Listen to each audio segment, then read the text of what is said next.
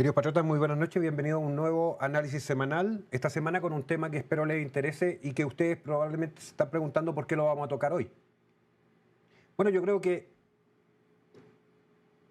después de bastante tiempo, la cantidad de evidencia presente, vigente, del tema que vamos a hablar es tan grande que uno puede hablarlo y se está hablando prácticamente en todo Occidente y de allí en todo el mundo prácticamente. Porque vamos a ver de que este tema está anclado profundamente en el pasado, pero no obstante quienes hablábamos de estos 20 o 30 años atrás o más,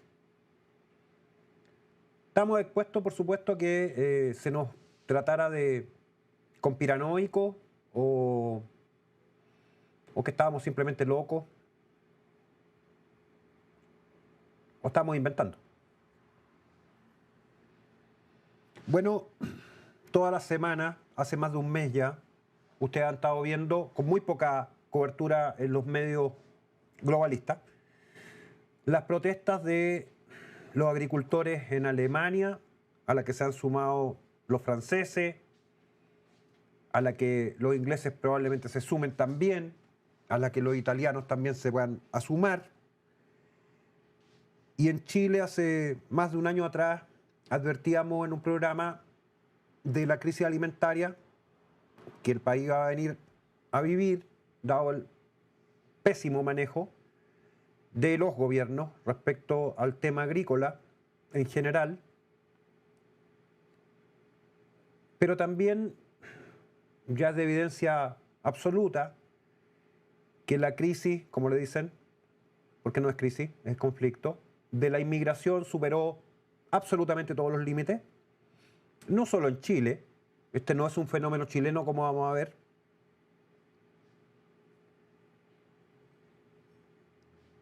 Se le suma, por cierto, cierta reacción también, esta enorme movilización que se está desarrollando en Texas, invocando nada menos que la Constitución norteamericana, que a los estados les otorga el control de la soberanía del estado, es decir, de la frontera del estado. Bueno, por supuesto, con Biden abiertamente pro inmigración y una avalancha de inmigrantes, que es lo mismo que está pasando en Chile, que es lo mismo que está pasando en España, en Francia, en Europa en general y en el resto de nuestros países vecinos. ¿Cómo esto enlaza? ¿Cómo es posible comprenderlo de una manera relativamente lógica que no sea justamente hablar de una teoría de conspiración? El hecho es que da lo mismo que usted hable o no hable de esto en un tono más bien académico o mostrando evidencia, que lo vamos a ver, o señalando que históricamente ha habido un curso y un discurso y un proceso para llevarnos a lo que está ocurriendo. Porque da lo mismo. Al final del día, todos quienes hablan de este tema, todos quienes han escrito este tema, o bien son perseguidos, o bien son silenciados, o bien son asesinados, o simplemente desacreditados. ¿Por qué nos vamos a meter en el tema entonces? Bueno, por lo que señalo. Porque hablarlo 20 o 30 o más años atrás era exponerse a todo eso, pero hoy día es tanta la evidencia que yo creo que ninguno de ustedes puede quedar indiferente a los hechos que se van a mostrar acá en el programa y a lo que está pasando. Y es posible tomar esto que está pasando, ponerlo en un marco analítico, en un modelo de análisis, que dé cuenta entonces de cosas extrañas, como por qué aquellos que hacían gala de su antiimperialismo, así le decían, durante Guerra Fría, ese antiimperialismo ustedes entenderán de que se refería al imperio norteamericano. no a todos los imperios, porque por supuesto no hablaban nunca del imperio soviético. No, era contra Estados Unidos. Bueno, como ese imperialismo, ese antiimperialismo de izquierda, que sigue vivo a nivel discursivo, con distinto grado de profundidad, pero sigue absolutamente vivo. Y cada cierto tiempo, cierta izquierda, que está todavía en fase anterior en términos ideológicos, invoca el tema de antiimperialismo con respecto a Estados Unidos. Pero no hablan, y en Chile tampoco, del imperialismo chino, en curso, en ascenso y en progreso. Y preguntaba a alguien en Twitter cómo era posible entonces meter a los chinos dentro de esto, cómo entran los chinos. ¿No serán antiimperialistas los chinos respecto a ese imperialismo, al globalismo, los rusos respecto a lo mismo? Es un tema complejo por todas estas variables. Además porque hay otras más. Y les decía que es un tema complejo porque aquellos que lo han venido investigando antes que yo, y mucho tiempo antes que yo, han tenido serios problemas por haberlo investigado siquiera. Y hoy día quisiera partir contándoles de un autor, porque vamos a ver algo del trabajo que él hizo, que es muy poco conocido, está muerto lamentablemente, y murió muy joven. Y les quiero mostrar algunas de las obras de este autor, como para tener el contexto de lo que vamos a comentar. Es francés.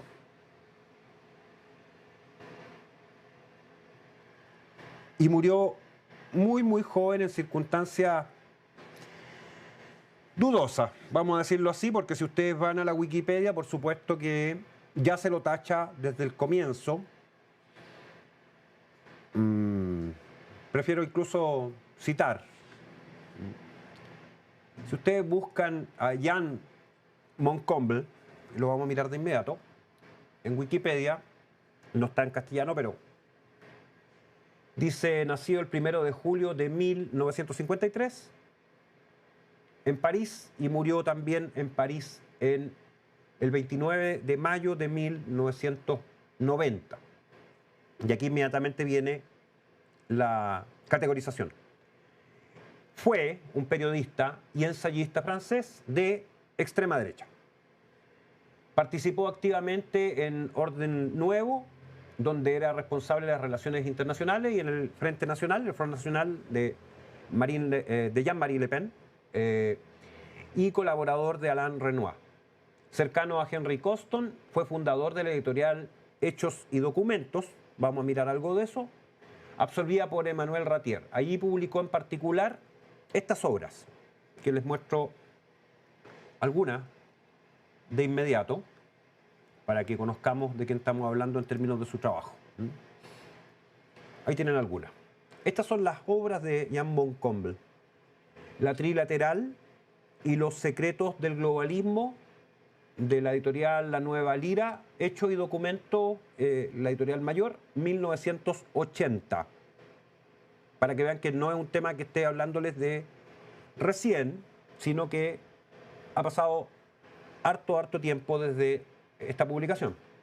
La irresistible expansión del globalismo, de también la editorial Hecho y Documento, de 1981, el año siguiente. Los verdaderos responsables de la Tercera Guerra Mundial, de 1982. Del rapto de las multitudes a la sinarquía o la trama permanente, de 1983, escribía prácticamente un libro por año. La mafia de los cristianos de izquierda, de 1985. Cuando la prensa está a las órdenes de las finanzas, de 1986. Profesionales contra el racismo, de 1987. Política, sexo y finanzas, de 1989. Y finalmente, y este fue el libro probablemente que le costó la vida, El poder de las drogas en la política mundial. Pues bien, cuando va a publicar esta obra, le comenta a un amigo que lo va a hacer, Hay otra obra más, perdón, Masonería y sectas secretas, con el seudónimo de Paolo Taufer. Y cuando estaba por escribir en el año 90, publicar esta obra de El poder de las drogas en la política mundial, donde presenta la implicación. Recuerden que la editorial se llamaba Hechos y Documentos. Lo que tiene Moncomble de extraordinario es que no hace un trabajo simplemente o meramente descriptivo, sino que va a las fuentes. Y está lleno toda su obra de citas comprobables. Bueno, en esta carta publicada en este libro, Moncomble señala que varios amigos le habían señalado y le habían desaconsejado escribir este libro sobre las drogas y el involucramiento tanto de Estados Unidos, de Israel, del gobierno soviético y chino y cubano en el tema del tráfico mundial de drogas. De los gobiernos estaba hablando, no estaba hablando de los narcos. Voy a hacer un pequeño paréntesis ahí para contarle un par de cosas que me parecen también atingentes. Pues bien, le habían dicho que era peligroso para él escribirlo y fallece a los 36 años, muy joven, de un paro cardíaco. Así quedó establecido. Bueno, aquí les muestro un par más de sus obras. Ahí está La política, el sexo y la finanza, ediciones en italiano del secreto del mundialismo, la sinarquía, cuando la prensa está a las órdenes de la finanza y la mafia de los cristianos de izquierda. Claro, con estos textos, y son muy difíciles de encontrar, creo que en internet, si ustedes buscan, está La irresistible expansión del mundialismo en PDF y está La trilateral y los secretos del mundialismo, así que pueden buscarlo. Jan Moncomble se escribe, como lo están viendo ahí en pantalla, Jan Moncomble. Así que les sugiero verlos, pero están en francés, no se han traducido al castellano. Bueno, ahí está el autor. Yo tengo 2 de estos libros en físico, de hace 30 años más o menos. Me los regalaron fotocopiados y empastados. Una persona en Chile que había logrado conseguirlo, porque reitero que ya eran difíciles de conseguir en esa época, y hoy día más, pese a que podrían editarse de nuevo. No pierden vigencia, como vamos a ver. Y hay una persona en Chile a quien le mando muchos saludos, que no la puedo mencionar, que fue amiga personal de Jan Moncomble antes de su muerte. Estudiaban en la misma universidad. Ella vive en Chile actualmente, francesa. Y lo conoció, y ella tiene acá en Chile creo que toda su obra. Y en algún minuto hemos conversado la posibilidad de traducirla y ponerla a disposición de todos, porque me parece sumamente relevante. Bueno, este es el autor que vamos a trabajar en parte, porque no es el único que voy a ocupar para lo que les voy a hacer, porque lo que les quiero mostrar hoy día es un trabajo del año 2002 de mi persona, donde tomé a Moncomble más otros autores más y desarrollé entonces cuál era la base y fundamento del globalismo como concepto, como proyecto político, como proyecto geopolítico, económico y de control planetario. Así que voy a leer algunas partes porque es muy largo. Quiero decir que este programa es una síntesis de un programa que hicimos con Arturo Grandón, de 3 programas que hicimos con Arturo Grandón hace 3 años, si no me equivoco, que lamentablemente me parece que cuando le bajaron su canal perdió estos programas. Yo tampoco le había hecho respaldo. Así que para quienes vieron eso 3 años atrás, bueno, estamos sintetizando lo que ahí mostré, y acá quisiera agregarle otros datos más. Antes de partir, solamente comentar que la penetración de la cocaína en Estados Unidos originalmente, y esto es 60-70, se debió específicamente a una operación de la CIA que tenía por objetivo el control social de los barrios negros particularmente en California, pero también expandido posteriormente a Nueva York, a través de la droga.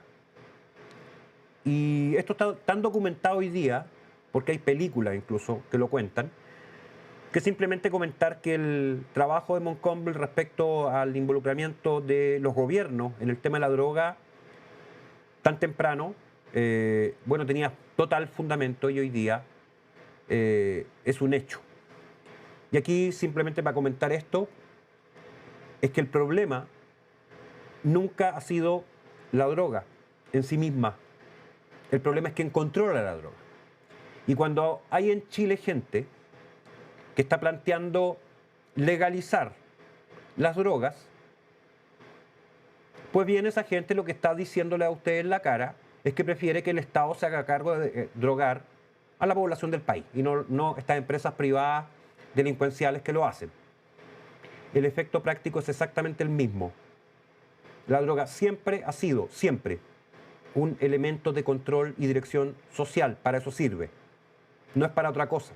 Que se droguen es accesorio. El objeto de la droga es control y dirección social. Siempre ha sido. Lo fue en China con la guerra del opio y de ahí en adelante usted tiene 1 y 1000 ejemplos donde la droga se usaba exactamente para lo que estoy diciendo, porque es el objetivo. Entonces, para los bien intencionados que han venido planteando esta idea pensando que con eso solucionan un problema, no solucionan nada. Lo único que cambian es quién es el actor que ocupa ese control y dirección social.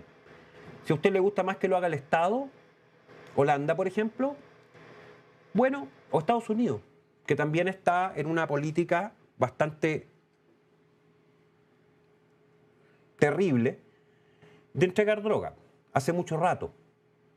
En el 97, en San Francisco, estuve ahí, ya estaba en ese minuto, se votó mientras estaba ahí, a nivel de Estado de California, la enmienda que permitía la venta y legalización de droga, marihuana en particular, en ese minuto, para uso medicinal y toda la faramalla que le ponen siempre como justificación. Porque claro, el control de eso estaba desatado por parte de los narcos. Así que lo asumió el Estado. Y bueno, ahora ustedes ven a los zombies con el fentanilo en diversos lugares de Estados Unidos.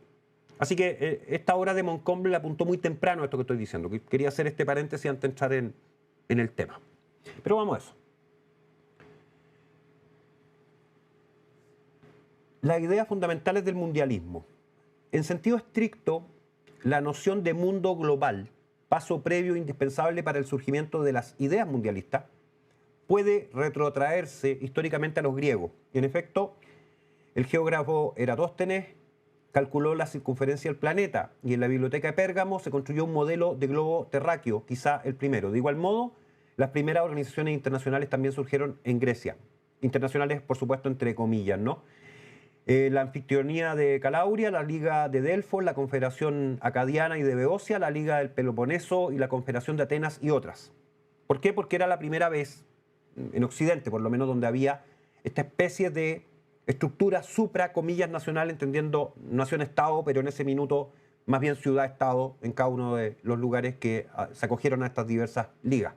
Sin embargo, solo sería con el regreso de la expedición de Hernando de Magallanes a Europa en 1532 que se completa la primera vuelta alrededor del mundo y se confirma que el planeta es un globo. En tal sentido, puede sostenerse que el primer acto jurídico de naturaleza mundialista fue el Tratado de Tordesillas, firmado en 1494 por los reyes católicos de España y Juan II de Portugal, con el auspicio, el gentil auspicio, de la Santa Sede, por el cual literalmente se atribuyó a los gobernantes castellanos las tierras descubiertas o por descubrir a 370 leguas al oeste de las islas del Cabo Verde.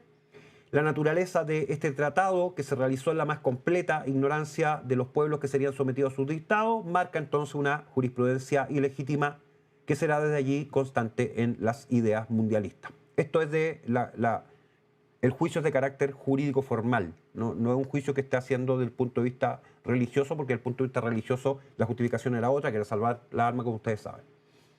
Solo a partir de entonces será posible pensar de modo global, esto es mundial. Aunque de todos modos, las limitaciones propias de los medios de comunicación, particularmente los de transporte, limitaron cuando no impidieron que una visión unificadora pudiese imponerse en el planeta durante los siguientes 4 siglos. No obstante, los criterios fundamentales del pensamiento mundialista no estuvieron en su origen directamente ligados a las posibilidades materiales de su realización.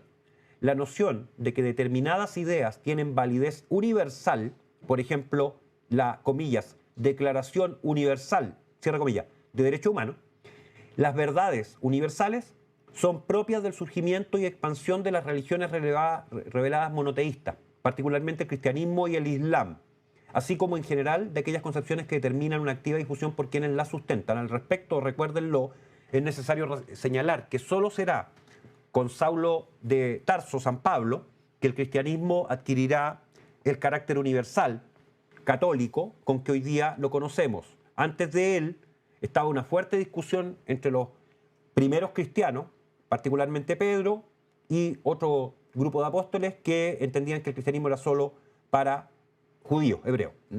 Con Saulo de Tarso esto cambia. Adicionalmente, muchas de las características del mundialismo estarán claramente influenciadas, y esto es crítico entenderlo, por la teología subyacente a las religiones reveladas, particularmente su escatología. Esto es la creencia en el fin del mundo, o dicho en términos nietzschianos, en el fin de la historia. En fecha tan temprana como 1737 y 1741, el educador del pretendiente a la corona británica, el escocés Ramsay, en calidad de orador de las grandes logias francesas, había lanzado en su fundamental discurso del Gran Maestre la idea de una, escuchen, república democrática universal que debería fundarse sobre la tolerancia absoluta. Bajo estas premisas, en 1926, apareció en Francia una obra muy curiosa con un título enigmático: París, capital de las religiones, o La misión de Israel, de Jean Isolet, profesor de filosofía social del Collège de Francia. Desde las primeras páginas se nos dice que la idea de la unificación progresiva del globo es una idea en marcha, pero que ella está generalmente acoplada a otra idea, la idea de pacifismo y de desarme inmediato y universal. Bueno, ocurre que Isolet no es desconocido porque no es la única obra que hizo.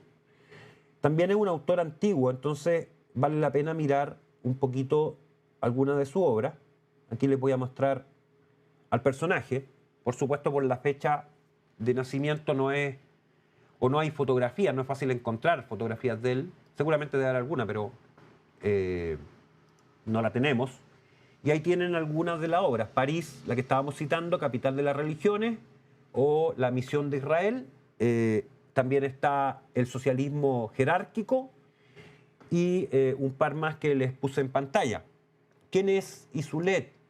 Nació el 20 de agosto de 1854 y murió el 25 de mayo de 1929 en París.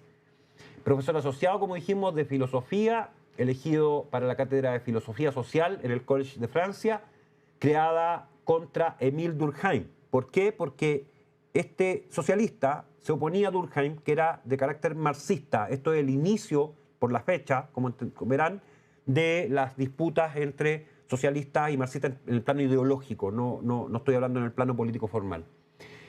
Bueno, tiene varias obras: El suicidio de las democracias, El alma francesa y las nuevas universidades según el espíritu de la revolución, de Jean-Jacques Rousseau, La ciudad moderna y la metafísica de la sociología, Las 24 armaduras de Pan Alemania, o cómo desarmar Alemania, esto es de 1894, Renan Inglaterra o la escuela de Manchester y la perdición de Occidente, Sin Rusia no hay Francia, La reentrada de Dios en la escuela y el Estado, París, capital de la religión o la misión de Israel, de 1926, La metamorfosis de la iglesia o sociología, hija del decálogo del Collège de Francia, Las 4 bases científicas de la idea secular, Moisés y Aristóteles, padre del secularismo, Copérnico y Claude Bernard, padre del panteísmo, supersecularismo, panteísmo occidental y supersecularismo.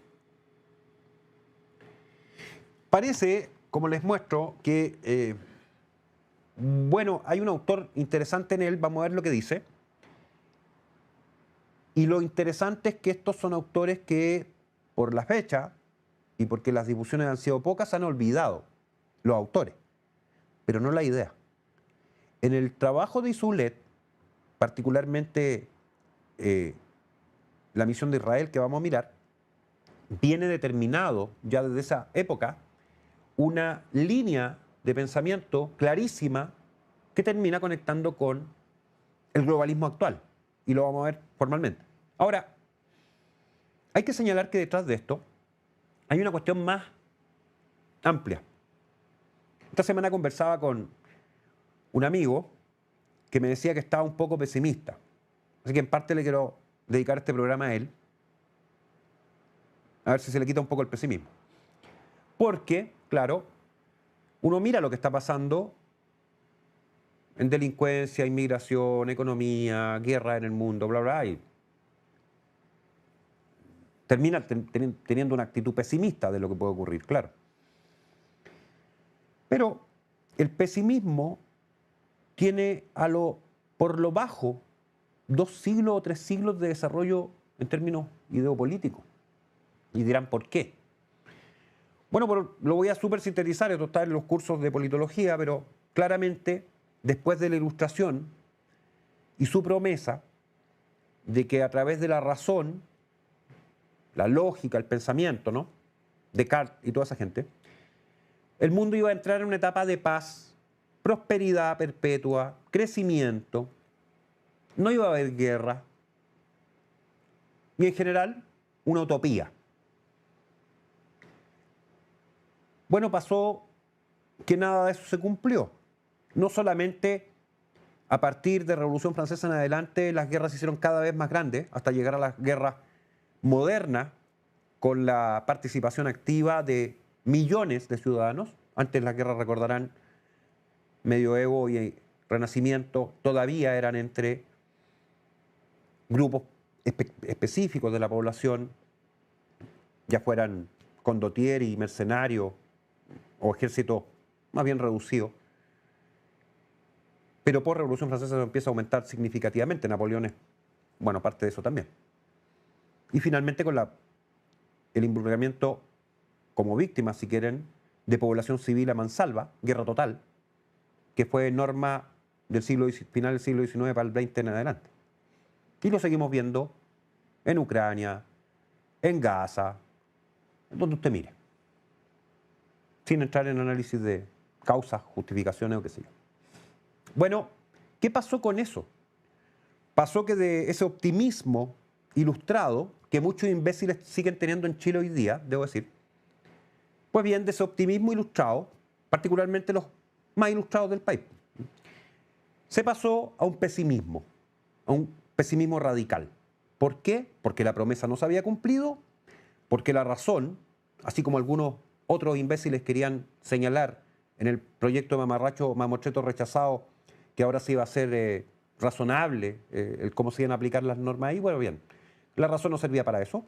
El ser humano no funciona permanentemente todo el tiempo en términos racionales, habitualmente lo hace en términos emocionales, casi la mayor parte del tiempo. Y finalmente, con un agregado adicional.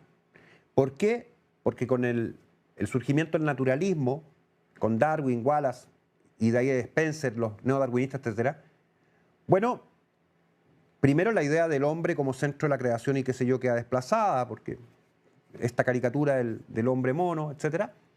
Y segundo, porque de la manito con la idea neodarwiniana viene la noción de que si la naturaleza puede evolucionar, también podría involucionar, cosa que no ocurre en términos biológicos estrictos, pero la idea quedó planteada. Y esa involución sería la decadencia, la degeneración, los degenerado. Pues bien, si usted toma pesimismo porque la promesa ilustrada era falsa y le agrega además esta noción biológica de que la secuencia hacia la civilización, esta cosa que llama a la izquierda ahora lo civilizatorio, que sigue estando con el mismo fundamento, pues bien, va a fracasar, porque así como se evoluciona, se involuciona, termina entonces con un pesimismo radical. Y ese pesimismo radical llevó a 3 respuestas que fueron el pesimismo racial, el tema de la mezcla y la decadencia de la raza por la mezcla, el pesimismo histórico, la idea de Booker y otros autores de que ningún históricamente imperio, reino, qué sé yo, permanece vigente todo el tiempo, y finalmente la idea del pesimismo cultural, particularmente con Spengler, pero otros autores también, donde no hay cultura que sobreviva realmente en el tiempo. Las tres ideas, además, bastante erradas en muchas de las cosas que plantearon, pero esas tres ideas son las matrices del siglo XX en Occidente. Y claro, y aquí cierro con esta parte para continuar, en siglo XX lo que ocurre es que las corrientes vitalistas, voluntaristas, naturalistas, ideológicamente hablando, que toman elementos de pesimismo racial, cultural e histórico, son derrotadas por las ideas liberales y socialistas, cuya matriz es la misma matriz de la decadencia de la Ilustración. Y en este contexto, estoy hablando final del siglo XIX, aparece un primer socialismo, que es el socialismo fabiano, utópico, que lo que dice básicamente es que frente a la decadencia y a la idea del pesimismo en todos los aspectos que ya mencioné, el mundo podría transitar por una especie, aplicando siempre Ilustración como concepto base, porque es heredero de la Revolución Francesa netamente, hacia una utopía socialista, por eso se llama socialista utópico fabiano, que son la base de lo que va a ser después el globalismo. Ustedes dirán, pero ¿cómo el globalismo nace de eso? Bueno, es lo que quiero mostrarles a continuación con los ejemplos de Isolet. Vamos con eso.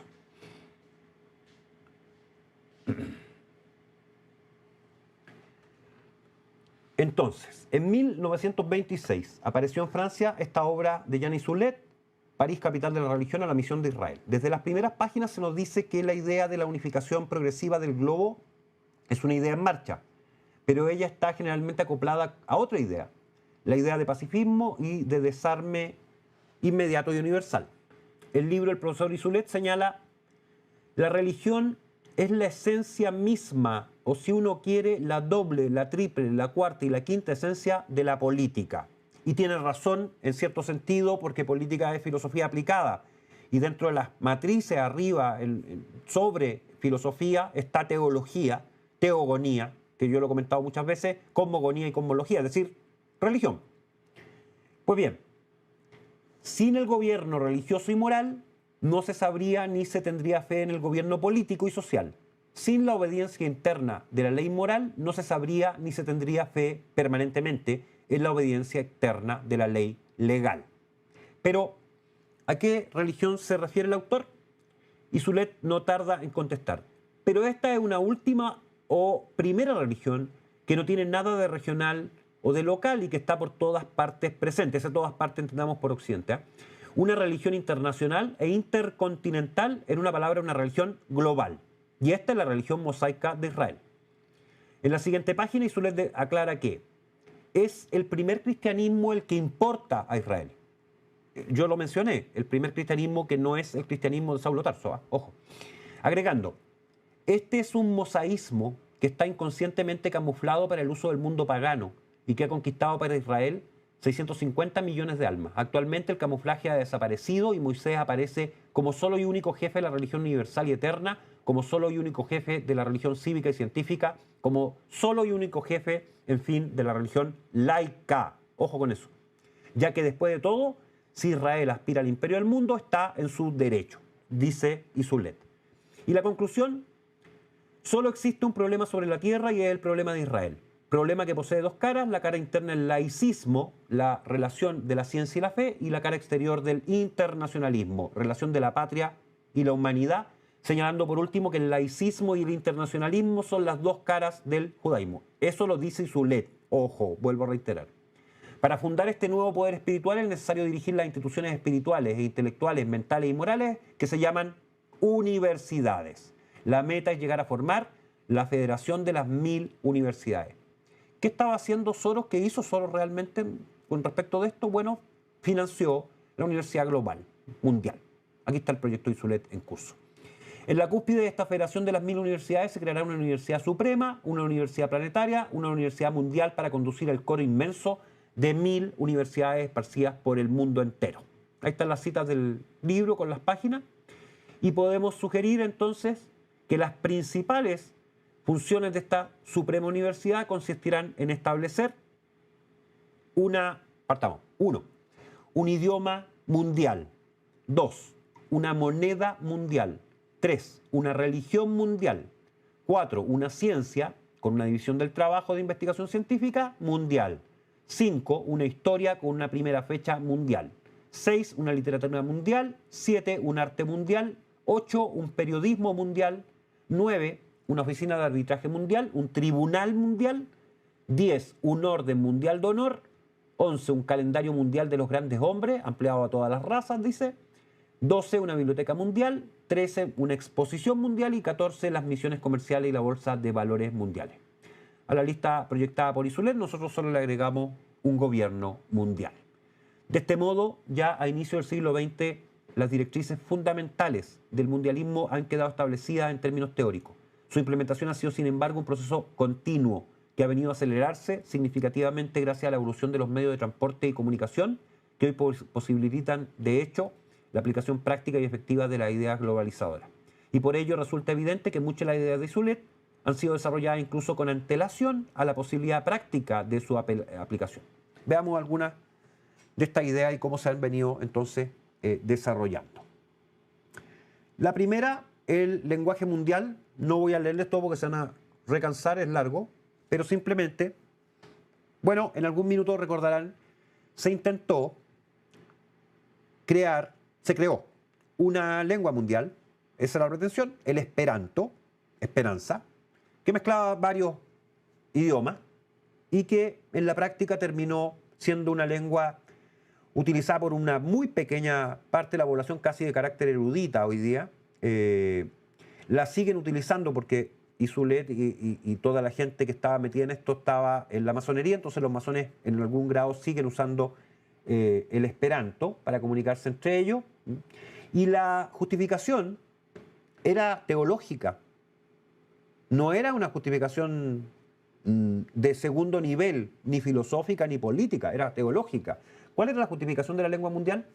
Pues bien, revertir, ir hacia atrás, a la humanidad, hacia el periodo previo a la Torre de Babel de la Biblia, cuando había, según la Biblia, una única lengua, y recordarán que Dios, en castigo por el orgullo de los hombres de construir una torre que se acercaba al cielo, los confunde, dice, y les entrega distintas lenguas y no se pueden comunicar entre ellos, y fracasa el proyecto de la Torre de Babel, este Mecani en babilonio, ¿no?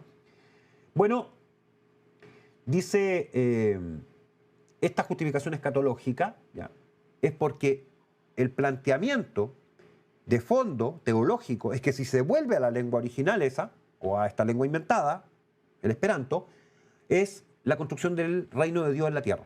Verán entonces que, y si los sorprende, es porque siempre hay un pensamiento de este carácter que está ahí arriba, escatológico en el fondo, en todas estas ideas, siempre. Y lo mismo está en Chau, y lo mismo está en los autores que han venido hablando y escribiendo de globalismo en la forma actual. Lo mismo. El fundamento sigue siendo escatológico, teológico, cosmogónico, cosmológico, etc. Cosmista incluido, y todo lo que le he comentado millones de veces. Pues bien, dice además que aunque este ideal es una utopía en las condiciones actuales, es no obstante un esperado proyecto para la sexta subraza, dice, que sucederá a la actual raza humana, la quinta, y que establecerá el reino de la fraternidad universal sostenido por un lenguaje común a todos. Vale aquí la pena mencionar, respecto a esta sexta subraza, que fue descrita por el francmasón vienés Coudenove Kalergi. Si usted no sabe quién es Kalergi, búsquelo. Presidente del movimiento paneuropeo, en su ensayo Idealismo Práctico de 1925. Esto es, como verán, reitero, previo a Segunda Guerra Mundial, Naciones Unidas, etc. Dice Coudenove Kalergi, el ser humano del futuro será mestizo. Las actuales razas y castas desaparecerán. Así, tal cual, está citado, SIC. víctimas de la superación cada vez mayor de espacio, tiempo y prejuicio. La raza del futuro, eurásico negroide, son palabras de él, exteriormente semejante a la egipcia antigua, falso, pero no importa, no lo voy a discutir, reemplazará la multiplicidad de los pueblos por una multiplicidad de personalidades. Ya no son pueblos, son personalidades. Ya no es colectivo, es individuo. Adicionalmente, en otro escrito de Codineo Calergi, publicado en el 23, bajo el título de Nobleza, se lee en la página 39. En lugar de destruir al judaísmo, Europa, contra su voluntad, mediante aquel proceso artificial de selección, lo ha ennoblecido, educándolo como nación conductora del futuro. De este modo, una bondadosa providencia, en el momento en que la nobleza feudal entró en decadencia, obsequió, mediante la emancipación de los judíos, una nueva raza noble por gracia del Espíritu. Como esto es previo a Segunda Guerra Mundial, y yo estoy citando, no estoy haciendo juicios personales ni nada, estoy citando al autor. Pues bien, como es previo a Segunda Guerra Mundial, estas ideas, en parte, son las ideas que entroncan o van a entroncar con algunos de los motivos de la Segunda Guerra Mundial. Sin embargo, pese a lo anterior, los intentos por difundir el esperanto han tenido absolutamente poco éxito y actualmente hay diccionarios, gramática, etcétera, pero es un motivo de curiosidad intelectual y la verdad es que en este momento, si se pudiera hablar de una lengua universal, bueno, el inglés, en todas sus variantes, Spanglish, etcétera, reemplazó al esperanto hace mucho rato, pero esto es cíclico. Anteriormente fue en algún minuto el francés, anteriormente el alemán en algún minuto como lengua culta, y así suma y sigue, y el latín en su época. O sea, no es que no hayan lenguas que se hablan por distintos pueblos, países, naciones, en determinado momento de la historia siempre ha habido, porque se necesitan estas lenguas puentes, pero no es la misma idea del esperanto que quería ser la lengua universal. La segunda idea era una moneda mundial. Y como estamos resumiendo, ¿hay moneda mundial o no hay moneda mundial? Uno podría decir el dólar. Y claro, pero también antes pudo haber dicho la libra esterlina. Y antes pudo haber dicho el franco. Y antes pudo haber dicho el peso español, en oro. Y así. Pero la verdad es que hoy día está esto bastante más desarrollado, y ustedes lo saben. Tiene que ver con el tema de las criptomonedas y hacia dónde avanzó la tecnología respecto de ello. Y en definitiva, la idea de moneda mundial hoy día está vigente. ¿En qué sentido? ¿Cuántos de ustedes pagan normalmente ahora, en este minuto, las cosas que compran con dinero en efectivo? Cada vez menos. De hecho, recuerden que hubo en algún minuto, un año o 2 años atrás, escasez de efectivo, porque nadie lo está usando. Tan simple. Bueno, todo se transfirió entonces a la digitalización de la moneda. Y ahí está la moneda mundial sensu stricto. O sea, ¿dónde está su dinero del banco? En 1 y 0, puesto en la red para que usted entre a la página del banco y los consulte. Se transforman en algo cuando compra, por supuesto. No estoy diciendo que no exista. No, existe. Pero desde el punto de vista de la idea de avanzar hacia una moneda mundial, bueno, reemplazar físicamente a la emisión de circulante es mucho más difícil que hacerlo digitalmente. Y entonces sí se podría llegar a tener esa moneda mundial, que lo quisieron hacer con las criptomonedas, da lo mismo cual, que hasta ahora han tenido alta y baja y qué sé yo, hay estafa, no sé, ustedes conocen. Pero ahí está técnicamente la viabilidad de hacerlo. Lo segundo es que el dólar se sustenta, literalmente así, ellos mismos lo dicen, en la confianza, la fe del pueblo en el dólar. No tiene respaldo. Entonces, Estados Unidos hoy día es uno de los países, si no él, no estoy tan claro en ahí, pero más endeudado externamente. Es sumamente simple de entender. La mayor parte del circulante en dólares físicos norteamericanos está fuera de Estados Unidos, no dentro de Estados Unidos. Ustedes comparen con Chile, la mayor parte del circulante en peso chileno está en Chile, no afuera. Nosotros compramos dólares para hacer eso. ¿Qué implica? El principal acreedor mundial de Estados Unidos es China. ¿Quién es el dueño de Estados Unidos económicamente hablando hoy día? China. Como anteriormente en algún minuto los países árabes también lograron hacerlo, con temas petróleo, por ejemplo. Pero China es la potencia económica mundial hoy día. 20 años atrás, casi todo, si no todo, América del Sur tenía como principal socio comercial a Estados Unidos. Hoy día no. El principal socio comercial de todos nuestros países, todos, es China. El principal socio comercial de Arabia Saudita y de su enemigo Irán es China. En África, el principal socio comercial de casi todos los países africanos es China. En Europa, el principal socio comercial de casi todos los países europeos es China. ¿Cuál es la moneda más dura del mundo entonces? ¿El dólar o el yen? Buena pregunta. Bueno, el 60% circulante se encuentra fuera de Estados Unidos en promedio. Ahí está el dato. Sigo porque estamos en resumen y no voy a leerles todo. Una religión mundial. Ahora, ustedes dirán, ¿qué importa el tema religioso? Importa mucho. Cuando miras atrás, no hay históricamente imperios que no tengan una mirada escatológica o teológica del futuro, el destino, qué sé yo. ¿Cuál es la escatología actual del globalismo? Se la están diciendo todos los días. La escatología, fin de mundo, del globalismo es el calentamiento global, es la pandemia global, es el colapso ecológico del planeta, es la muerte de millones de personas en el mundo por inanición, y etc. Ahí está la escatología. Si usted se desplaza en el tiempo 1024 años atrás, al año 1000, era lo mismo con otra idea. Al año 1000, el año 999, calendario cristiano, en Europa, bueno, se iba a acabar el mundo. Escatológico. Y la gente donó sus propiedades, los ricos, algunos, no todos obviamente, a la iglesia. Otra gente entró en delirio místico, otra gente cayó en orgía enorme, otra gente se volvió asesina, otra gente entró en colapso nervioso. Imagínense el año nuevo del 1 de enero del año 1000. Bueno, Europa estaba desatada. Y después de las borracheras y los llantos y todo lo demás, no pasó nada. No se acabó el mundo, no volvió el Mesías, nada. Y la escatología, particularmente por revelaciones, ¿no?, está tan vigente, independiente. Yo no estoy cuestionando a quienes piensan que efectivamente es así. Lo que estoy mostrando es que existe una escatología bíblica, el Armagedón y todo lo que ustedes conocen, San Juan, pero existe una escatología, comilla, laica, científica.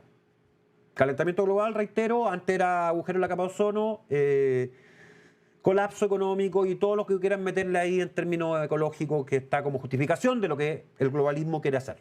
Por eso, por esa justificación escatológica, sacar el planeta, es que están con las políticas restrictivas desde el punto de vista agrícola, control de el ganado.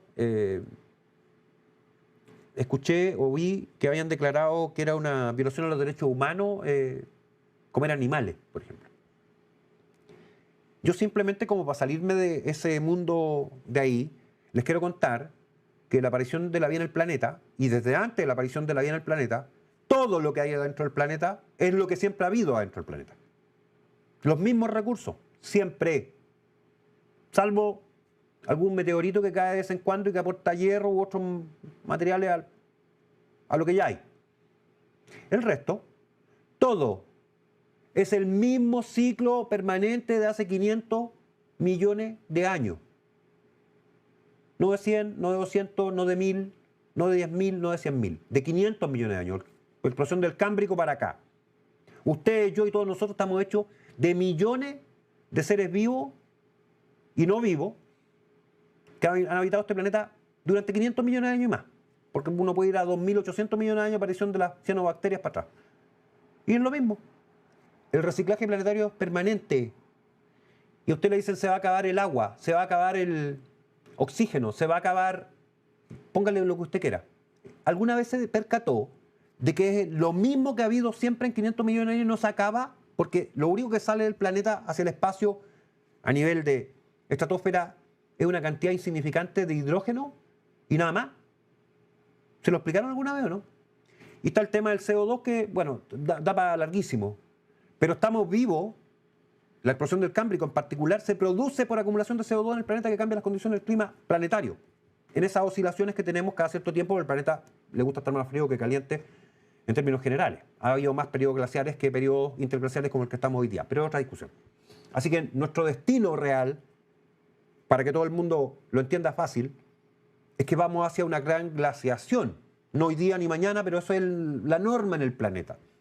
Si estamos con este nivel tecnológico de desarrollo, ¿verdad? Es porque hace 10.000 años atrás entramos en un periodo interglacial, en el que estamos todavía, que permite que esto pase.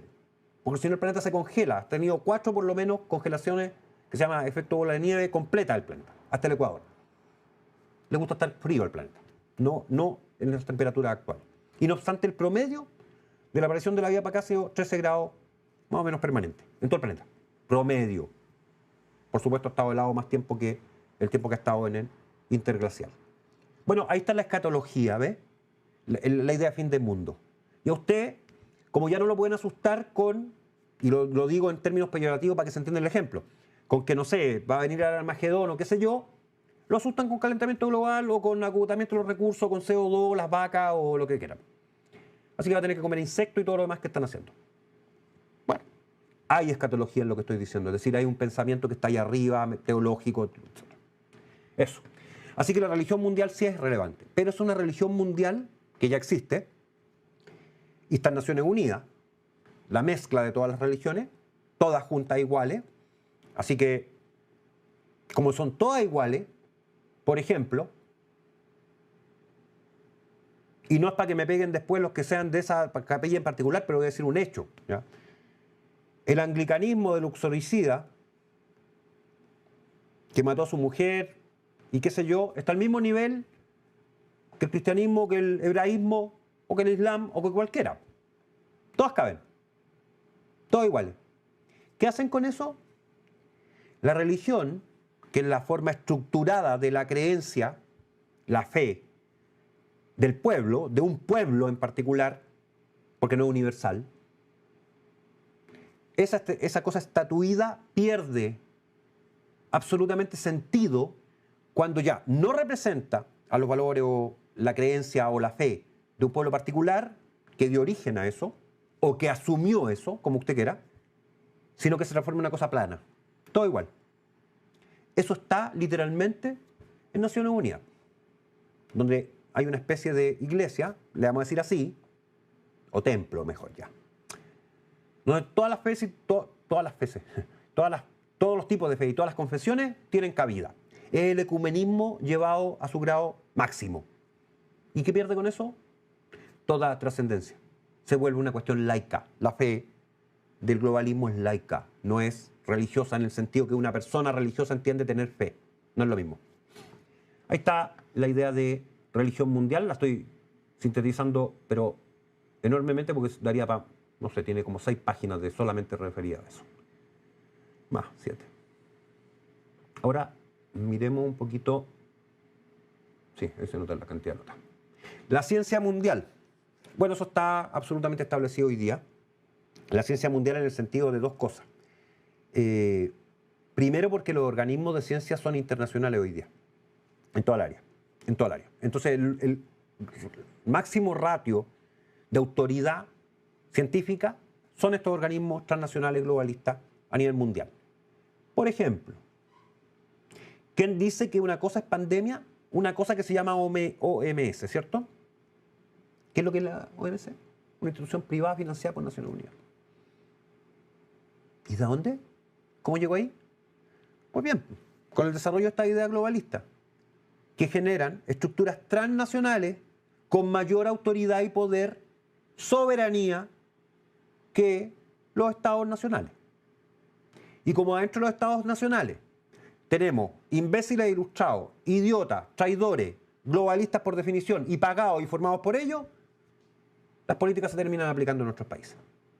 ¿O no lo vio usted hace 2 años atrás, estando encerrado en su casa, teniendo que usar bozal y poniéndose una o varias vacunas experimentales que están matando a una enorme cantidad de gente hoy día? ¿No lo vio? Bueno, ahí está. Ciencia mundial. Entonces lo que dicen esas estructuras supranacionales, que son el poder, es lo que usted tiene que hacer. Y ahora ya le anunciaron, en un ratito más, este año o el año que viene, cuando se le ocurra, que viene el bicho X, W, Y o Z, y usted va a tener que volver a encerrarse y las medidas restrictivas van a volver a implementarse y van a ser más duras y ahora van a perseguir a todos los que no nos vacunamos. Acuérdese. Eso es globalismo científico.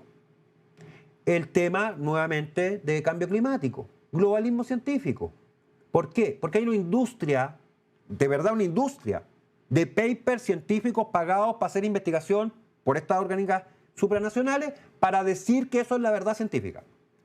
Y por supuesto todos los científicos que miran la cosa de otra perspectiva y que lo han venido señalando hace mucho rato, o están excluidos, o no se los escucha, o no tienen prensa, se los excluye. Eso es ciencia mundial. Es decir, no es ciencia.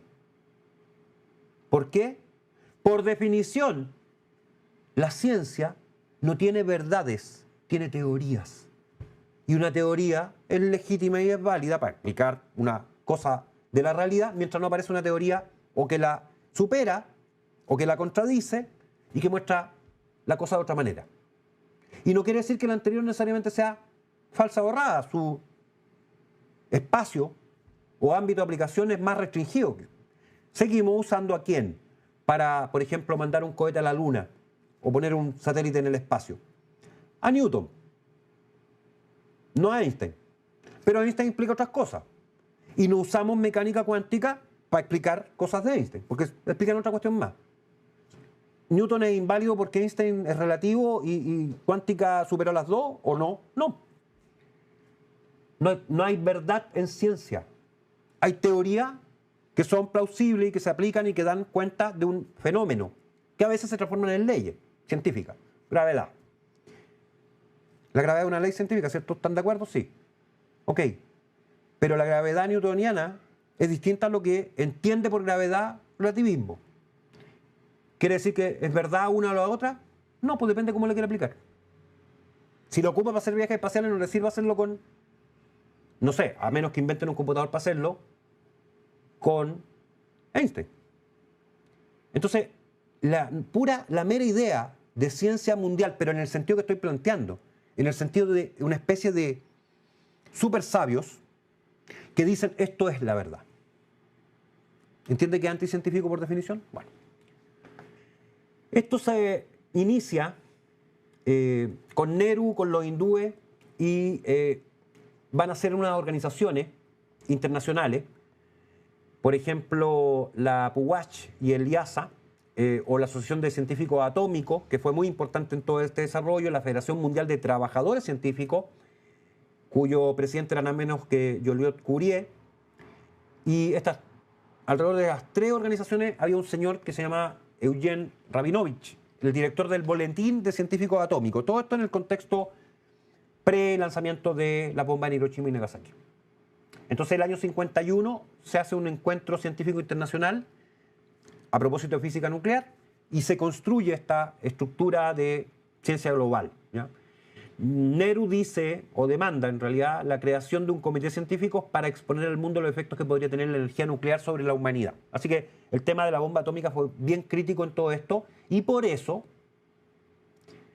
pasan cosas como que Chile tiene, claro, 2 reactores nucleares, la Reina y los Aguirre, pero Argentina tiene más y además varias veces que los argentinos han estado tentados de desarrollar bomba atómica. ¿Pero por qué no lo pueden hacer? Porque esta orgánica supranacional que determina qué países pueden y no pueden tener armas nucleares. Y la pregunta no es que me guste o no me guste, es así. ¿Por qué los iraníes no pueden tener armas nucleares? Ah, porque son un peligro. Sí, claro que son un peligro. Pero Israel tiene 200. Y la India y Pakistán también tienen y están en guerra, en Cachemira. Pegan balazos todos los meses y nadie dice nada. ¿Y Corea? ¿No tiene? ¿Y quién decide? ¿Se da cuenta, no? Entonces, no es que sea, y no es que yo esté validando o criticando a unos con respecto a otros, ¿no? Si esa es la realidad, ¿ya? Y la realidad es que hay una estructura supranacional que decide quiénes sí y quiénes no. Pero hay gente que no está de acuerdo. y el guatón del líder supremo me cae pésimo, pero si lo hubieran querido sacar no lo hubieran podido sacar. Ah, no, es que está al lado de China. Entonces puede hacer bomba atómica. ¿Y los japoneses? No, pues no pueden. No pueden tener bomba atómica. Los portaaviones y los submarinos norteamericanos y qué sé yo pueden andar con bomba atómica, pero los japoneses no. ¿Entiende usted o no? Que hay un problema en esto que estamos mostrando así, pero súper someramente. Ciencia mundial, quién determina, quién manda, quién organiza, quién decide. Y de ahí para adelante es largo también, pero ya de los 50 en adelante esto estuvo en avance y hoy día está estatuido a nivel mundial. Entre otras orgánicas, se creó el Instituto Internacional de Análisis de Sistemas Aplicados, la IASA, que la conformaban en ese minuto, pero la reemplazaron después otras orgánicas, la Academia de Ciencias de la Unión Soviética, el Instituto Internacional de Análisis Aplicado de Canadá, el Instituto Internacional de Análisis Aplicado de la República Socialista de Checoslovaquia, la Asociación Francesa para el Desarrollo del Sistema de Análisis, la Academia de Ciencias de la República Democrática Alemana, toda la izquierda, el Instituto Max Planck para el Avance de la Ciencia de la República Federal de Alemania en ese caso, el Centro Nacional de Cibernética y Técnica de Cómputo de la República Popular de Bulgaria, la Academia de Ciencias de los Estados Unidos, el Consejo Nacional de Investigación de Italia, la Academia de Ciencias de Polonia, la Real Sociedad de Londres, como no, y así. Y hoy día, aparte del, ¿cómo le diríamos? Antes un científico hacía investigación sobre algo y podía pasarse la vida en eso, 30 años más, 40, y publicaba al final un texto de toda esa investigación que hizo. Bueno, se lo reconocía por eso.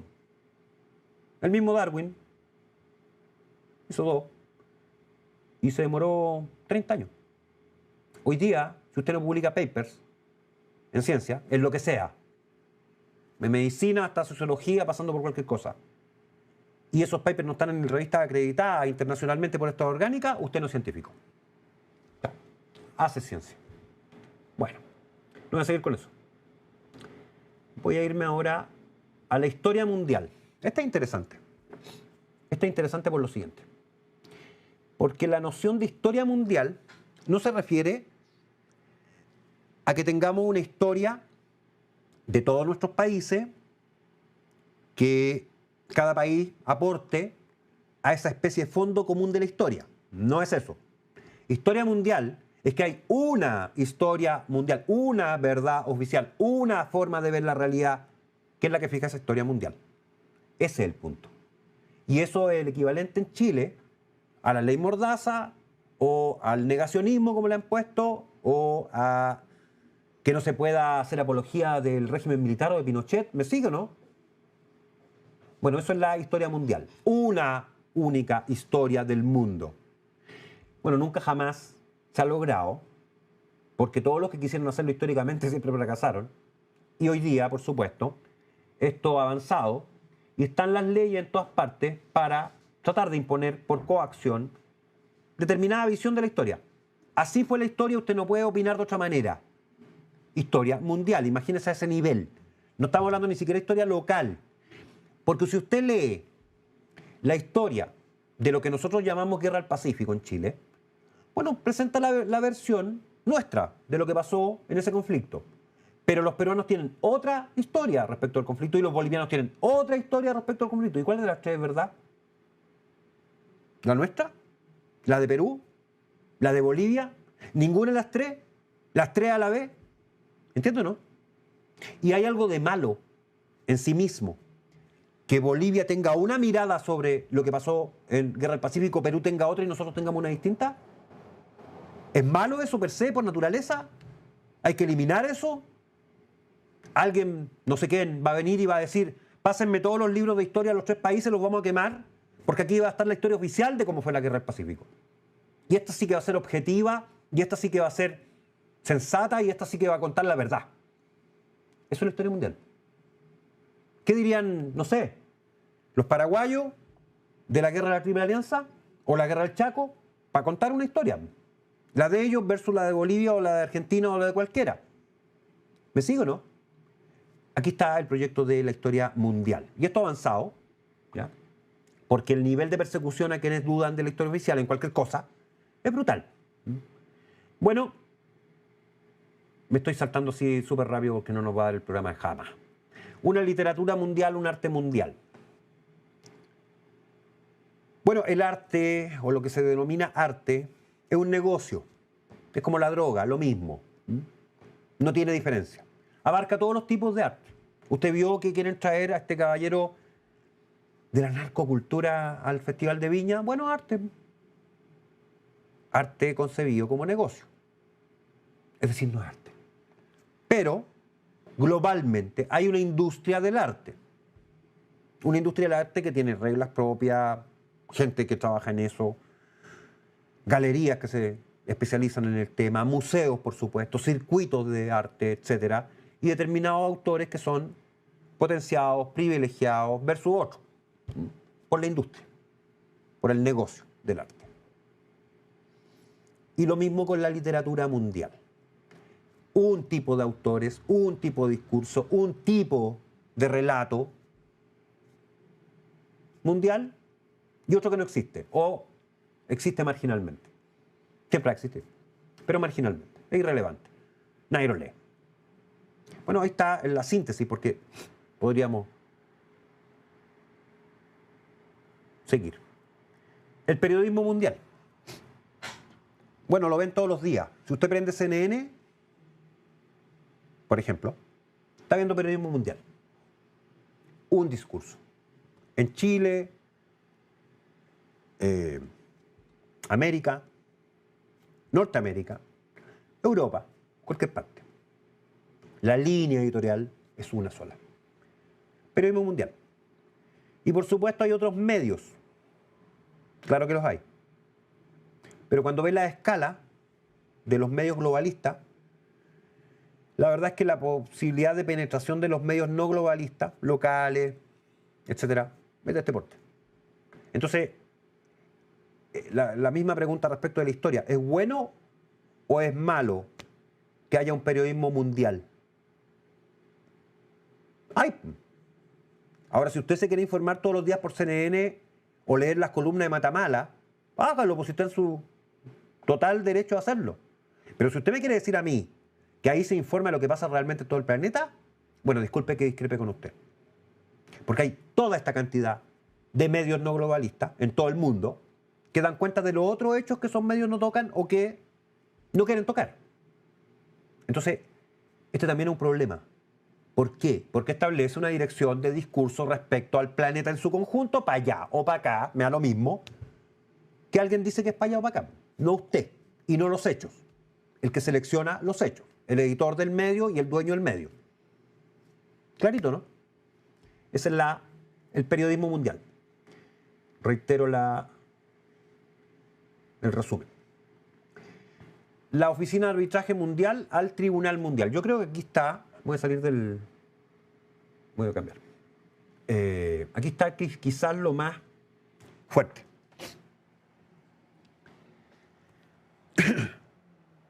Guste o no guste, y me podrán criticar y me da exactamente lo mismo a esta altura. La jurisprudencia actual que se ha venido aplicando en Chile respecto a los llamados casos de violación a los derechos humanos es heredera conceptual de los juicios de Nuremberg, de la Segunda Guerra Mundial. ¿Por qué? Y dije, guste o no guste. Porque fue, al menos en la Europa de ese momento, la primera vez en que se establecieron penas retroactivas respecto a delitos que no estaban considerados previamente a su ejecución. Por ejemplo, para no dejar de señalar el hecho, Boe Victus, ay de los vencidos, de que se juzgó por los vencedores a los vencidos. ¿Quiénes están juzgando a los presos políticos militares en Chile hoy día? Sino los vencedores del retorno a la democracia. ¿Quiénes están juzgando a los carabineros, supuestamente violadores de derechos humanos, del, comillas, estallido social?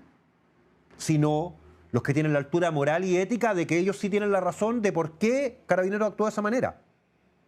Y sin hacer una defensa corporativa de todo Carabineros, porque en Carabineros también hay gente que ha cometido delitos y tiene que ser juzgado, por supuesto. Pero lo que estoy mostrando es que este hito de Segunda Guerra Mundial establece la línea que se ha desarrollado a posteriori para llegar al Tribunal Penal Internacional, a la Haya, a la Corte Interamericana de Derechos Humanos, de Justicia, y así suma y sigue. Puede que usted sea de izquierda y le encante. Es la única forma de proteger los derechos humanos, me va a decir. Y yo le voy a decir, puede ser. Capaz que tenga razón. Pero le puedo hacer una pregunta. Si usted está en esa posición, le puedo preguntar, ¿por qué China no está sometida a esas cortes? ¿Por qué Estados Unidos no está sometido a esas cortes? ¿Por qué Israel no está sometido a esas cortes? ¿Por qué Irán no está sometido a esas cortes? ¿Por qué Corea no está sometido a esas cortes? Y le voy a decir por qué. Porque usted es un hipócrita. De la peor calaña. Porque acepta que sea así en la medida que a usted, por sus intereses ideológicos, le interesa que sea así. Pero no tiene ni posibilidad ni poder para imponer esa misma jurisprudencia respecto a gente que no quiere tomar o que tiene el poder de no hacerlo. Los que mencioné entre otros. Entre muchos otros. Entonces, en derecho, se lo decían a uno cuando es chico, hay una cosa bien fundamental, bien básica. ¿Se acuerda la frase que le decía la mamá cuando castigaba a los dos hermanos o a los tres, no sé? Que la ley pareja no es dura. Porque es pareja, es para todos. Justamente lo que no pasa con el derecho internacional.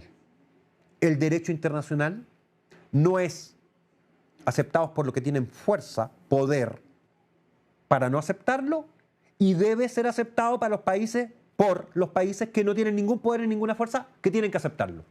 Así que nosotros y nuestros gobernantes, esos imbéciles, idiotas ilustrados que ya he mencionado, muchos de ellos, entregaron al país a la soberanía transnacional en justicia. ¿Por qué son tan importantes los derechos humanos? Oh, claro, sí son importantes. Los derechos del hombre en la Revolución Francesa también. Y cortaron más cabezas que nunca en la historia de Francia con esos derechos. Pero no importa. El hecho es que nosotros estamos sometidos. Pero los países que tienen poder para no someterse no lo están. Así que la ley pareja no existe. ¿Esta jurisprudencia es para los tercermundistas como nosotros? ¿O el resto del mundo? Menos para los que tienen poder militar, político y económico para hacer lo que se les antoja. ¿O usted vio, no sé, déjeme pensar en algo, algún chino siendo juzgado por perseguir a las minorías islámicas que hay en China? ¿O por Tiananmen? ¿En la Corte Internacional de la Haya o qué sé yo? No. Esta es una jurisprudencia para los imbéciles, para los estúpidos y para los sin poder. Para eso se creó, no para los que tienen poder.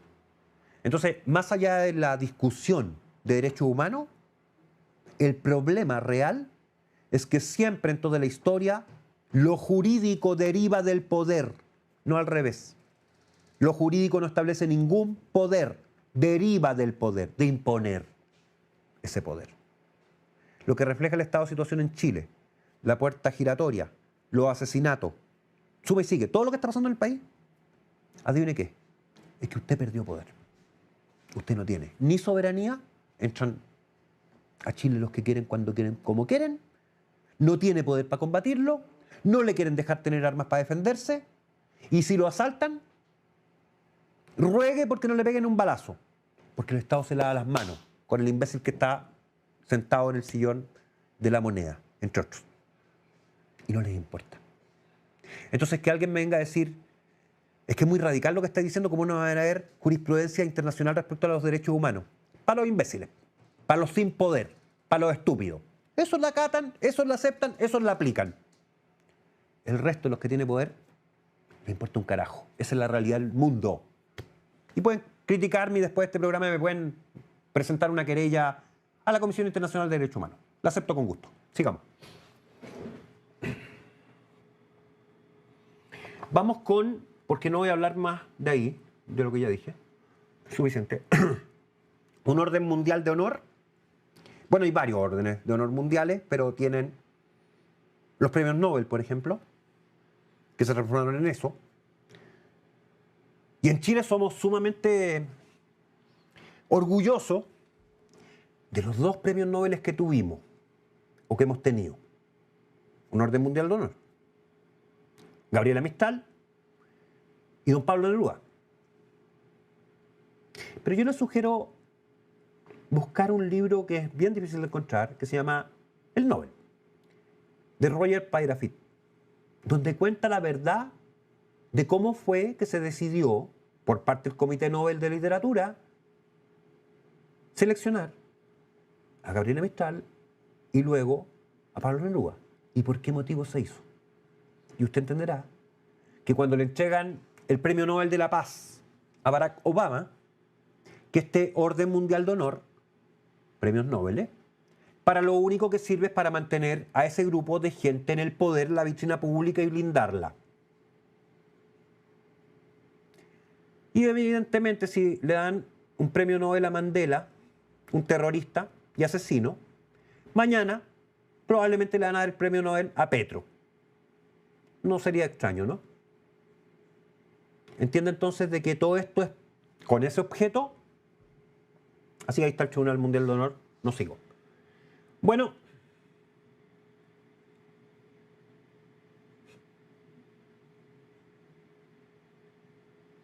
es que tengo varios, pero derivado de eso viene la idea de un calendario mundial. Entonces hay 5 propuestas de calendario mundial. Hay una de 4 trimestres de 91 días cada uno, con un mes de 30 y 31 días. Hay uno de 13 meses de 28 días cada uno, el calendario lunar. Hay uno de 4 trimestres con 2 meses de 28 días y un mes de 35 días. Hay una regulación de bisectiles que propone eliminar un día cada 128 años para que comiencen todos los años por el mismo día de la semana.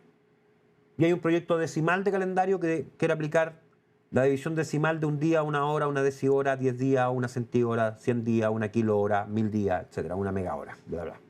Ahora, ¿para qué todo esto? Bueno, para el tema del trabajo. Sí, para eso sirve.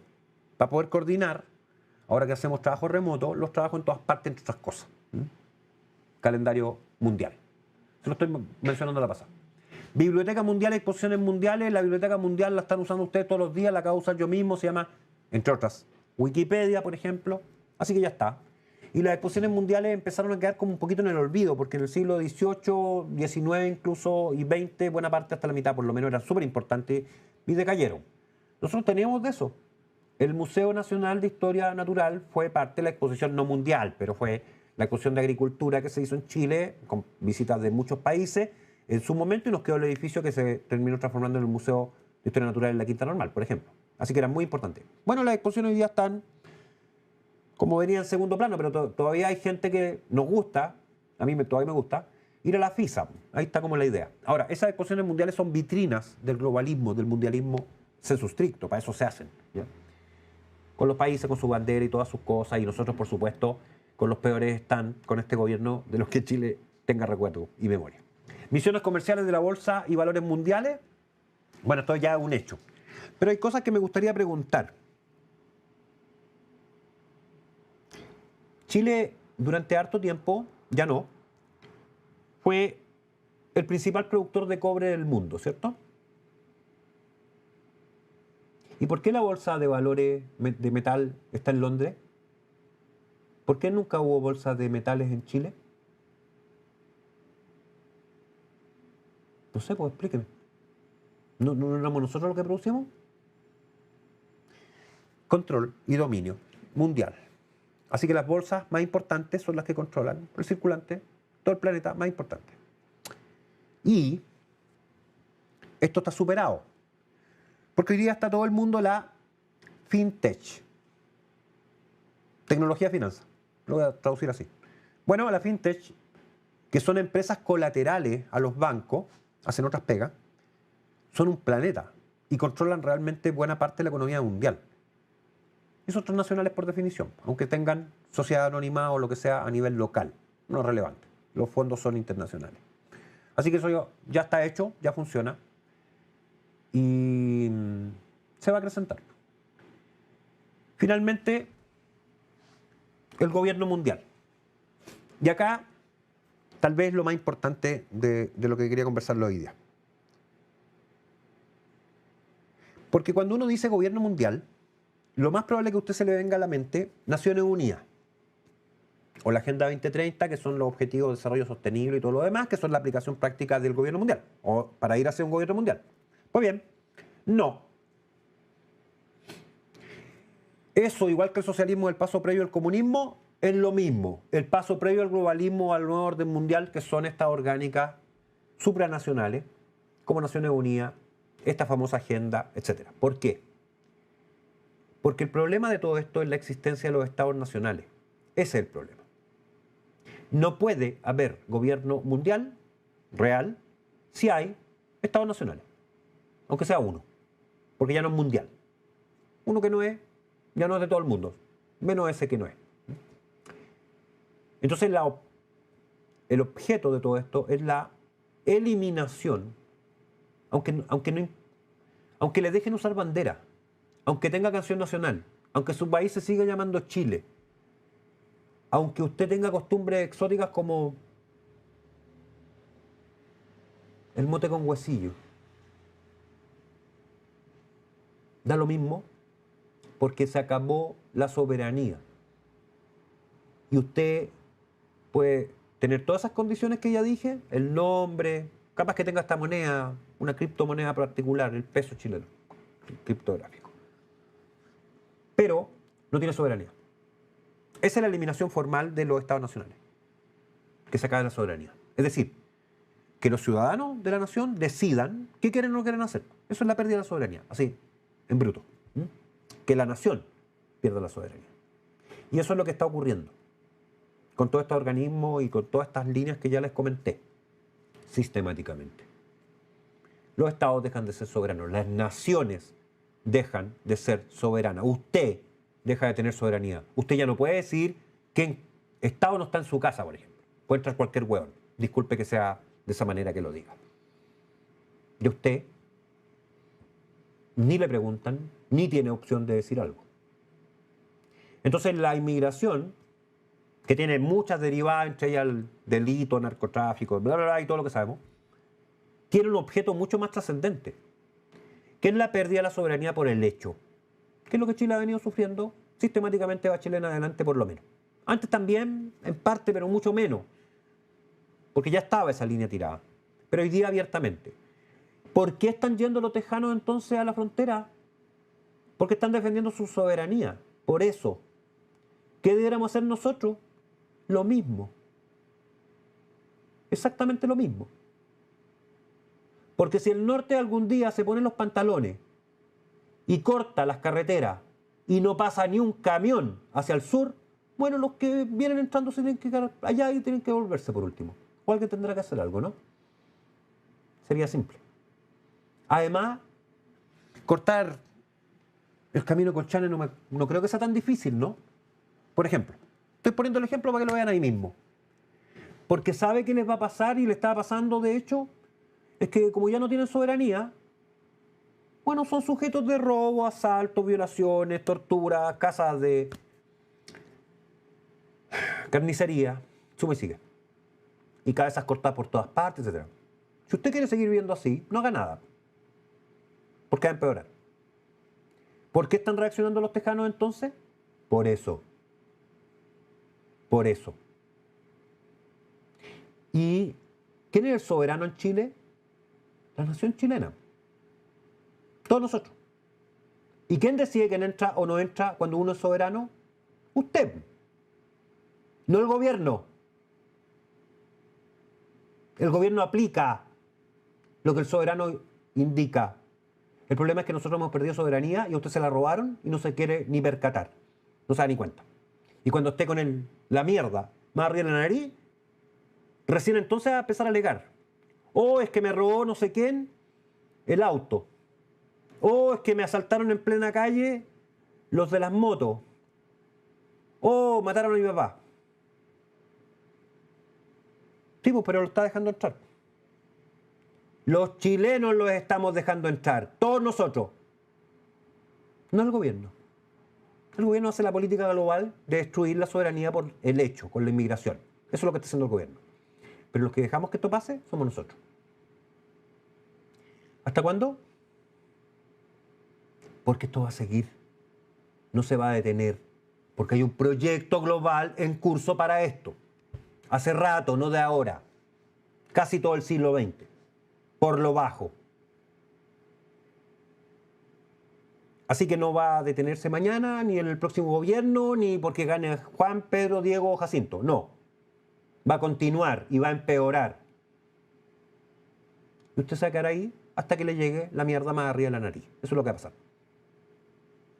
Así que lo siento mucho. Y con esto termino para decirle simplemente que todo lo que estamos viendo, Agenda 2030, globalismo, las protestas de los franceses, alemanes y qué sé yo, españoles, etcétera, catalanes.